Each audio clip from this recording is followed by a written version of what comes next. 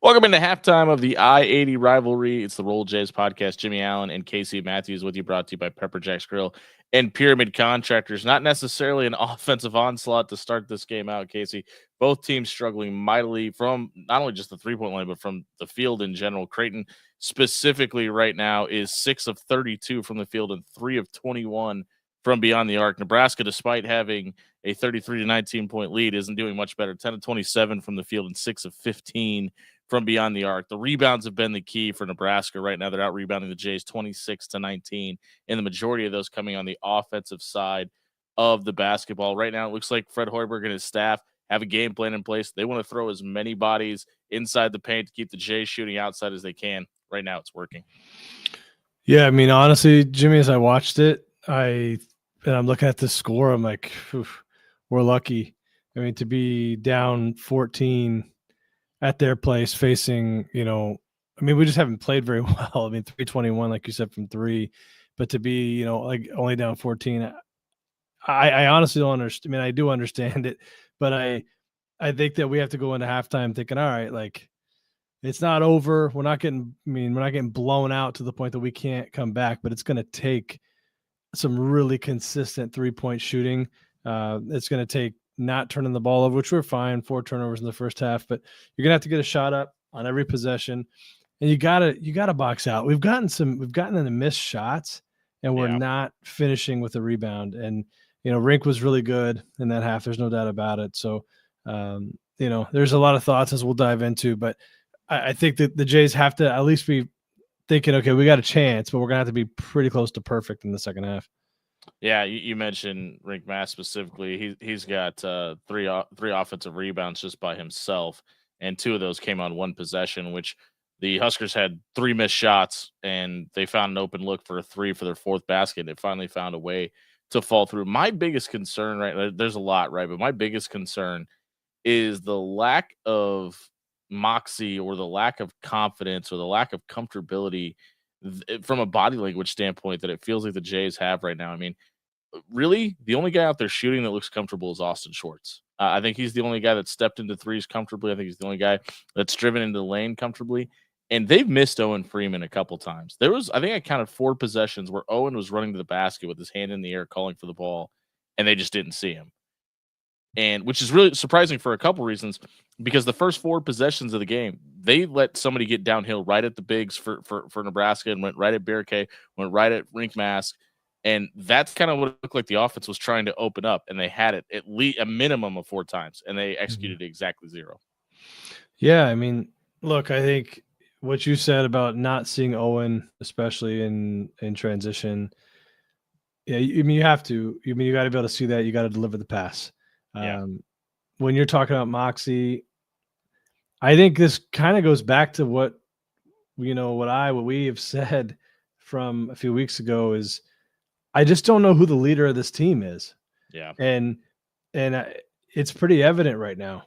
And I think, I've been referencing the game a few years ago when Ryan Nembhard and the boys, we rolled in there and beat Nebraska when nobody thought we could.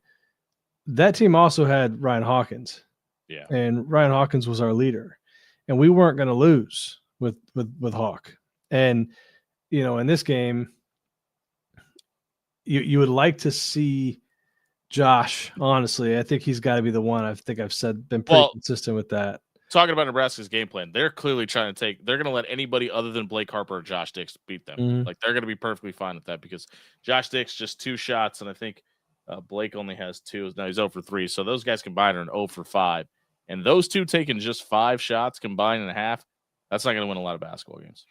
No, it's not. But even more of like kind of what you're saying is like moxie. But I think what you might even be referencing is toughness.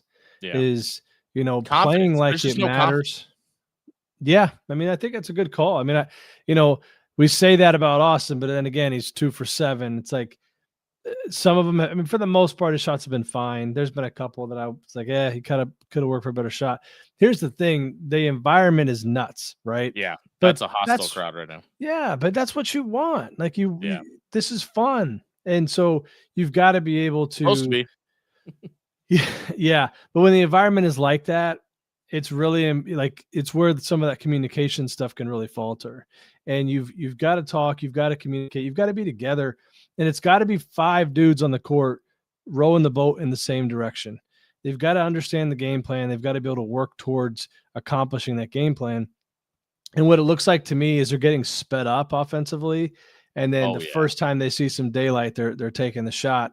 When in reality, that's what Nebraska wants you to do. If you can find a way to, again, we've said it in the past, this isn't a very good passing team. So the way that Nebraska's guarding us, it's making delivering passes into shooting pockets difficult. It's hard to pass people open when you're playing against this style of defense. And so, again, when you get an opportunity to drive, like you alluded to, and try to make contact at the rim, I think it's really important to do it. I don't think we can settle, and we've definitely settled for some jumpers that we didn't need to. But then again, all of that being said, we've shot 3 for 21 from 3, and this is a game where if you can come out in the second half, hit some 3-point shots early, you just have to hang around, just chip away, try to give yourself a shot late in the game. I've been a little surprised with how much they've gone to Isaac Trout in must-have-it situations, and that's nothing against Isaac. Isaac just hit his first 3-point basket against Nebraska in this rivalry in this game. So the fact that like when Mac went to the bench, that was the go-to guy, and they needed a spark from somebody. And granted, listen, it hasn't come from anybody else either, so it's no slack to Isaac. But this goes back to a conversation we were having after the Colorado State scrimmage. It doesn't feel like they know what this rotation needs to be, let alone is. Like, no, there's they so played many 10 guys. Yeah, and we talked about the fact that they can't play 11 every game. Kind of seems like the trajectory is to play 11 guys every single game. And if you had Hudson, you would have played 11 in the first half. Yeah. So look, I think a lot of the issues right now are being that we have are being exposed. We don't. I really hate saying it. I do, because we care about these dudes, we care about this team, but there's just such a lack of athleticism, and not having Hudson on the floor just exacerbates that even more. And he's a guy that in this kind of game, I think could make some plays against the style of defense. The reason why you're going with Isaac is because you are thinking, okay, he's got to be able to hit some shots, and he can keep the floor spaced. You got to have somebody do it, because nobody else is doing it either. And you can get Nebraska to get into rotations defensively with the way they're hedging, switching, that you can get them in rotations. You got to have personnel on the court that can take advantage. If somebody's late to a switch or somebody's late to a rotation, you can catch them sleeping and get an open 3. You got to be able to knock it down. Isaac's the one that can do it. Josh can do it. We have guys that are capable, but they just haven't delivered in this game. And that's why, again, I get it. If I'm a fan, I am a fan watching this, I'm not feeling great, but I'm also not completely, giving up. I do think if we hit some shots early, get some confidence, we can hang in.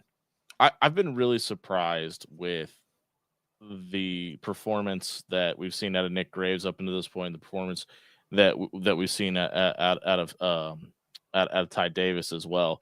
Both of those guys have passed up open looks. They've missed guys at the post. And when we talk about the most important piece of Greg McDermott's offense, it starts and ends with the point guard. It doesn't most offenses. But those two guys specifically have had really, really bad first halves. And that's stuff that's got to get cleaned up in the second half. It does. And a lot of that is understanding the game plan and just not – look, it's a big moment. I understand that. But you can't make the moment bigger than it is. At the end of the day, regardless of the name of the front of the jersey or the back of the jersey, it's a basketball game. You're playing your team against theirs, right? And it's a matter of executing the game plan, trusting in the game plan.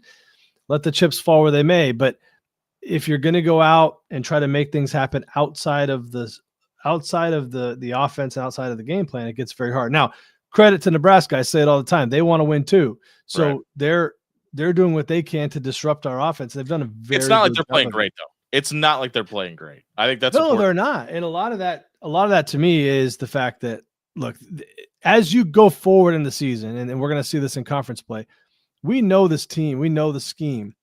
When you watch us on defense, just watch some of the things that you're doing. Some of those double staggers, we're not well, I don't know how to pronounce his name. I'm an idiot with this. Barricade Buchenjel? But yes, him. When he had the ball and we're way off him, just basically allowing him to shoot. When they're setting that double stagger away, I think it was Isaac at one point. I know it was Karam at one point. Back down. Dropped way down to prevent any passing there. That's just one example, but we will scheme against opponents that we know what they're trying to do to take them out of their actions and try to get them to score late in the shot clock or score one-on-one. We've been able to do it. It's just when we've done it, we've got to finish it with a rebound. Too many times it's not, it hasn't happened. But that's also why I'm not like distraught right now. I think there's a shot here, but you got to come out early. If you let the crowd get right back into it, because they're going to be fired up.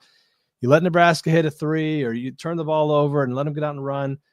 This thing can get away from you pretty fast. You need a big half from zero. Jason Green's got to have a big impact on the second. The second half is underway. This is the Roll Jays podcast brought to you by Pepper Jack's Grill and Pyramid Contractors. Come back after the game. We're going to catch up with one of the Creighton assistant coaches and recap Nebraska and Creighton. The I-80 rivalry is back underway. We'll see you after the game.